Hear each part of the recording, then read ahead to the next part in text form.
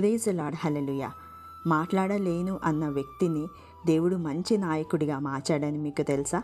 తనే మోషే. ఒకరోజు దేవుడు దహించుచున్న పొద నుండి మోషేతో మాట్లాడుతాడు. నీవు ఈజిప్టు నుండి ఇజ్రాయేల్ ప్రజలను విడిపించాలని చెప్తాడు. కానీ మోషే నేను మాట్లాడలేను, నేను పనికిరాని వాడనని దేవునితో చెప్తాడు. కానీ దేవుడు నేను నీతో ఉంటాను అని ధైర్యం చెప్పి నీకు సహాయంగా అహరోనును పంపిస్తానని చెప్తాడు.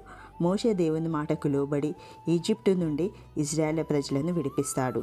మీలో ఎవరైనా నేను మాట్లాడలేను, నాకు ధైర్యం లేదు, నాకు చాలా భయం ఎక్కువ, నేను చదవలేను, నేను అన్నిట్లో ఫెయిల్ అయ్యాను, ఇతరులతో పోల్చుకొని తక్కువ చేసుకుంటున్నారా, నేను పనికిరాని వాడనని చెప్పి మిమ్మల్ని మీరు డిస్కరేజ్ చేసుకుంటున్నారా? అస్సలు భయపడవద్దు.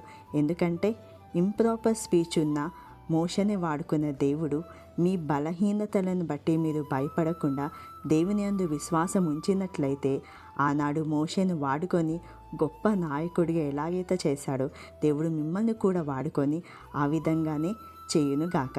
ఆమెన్.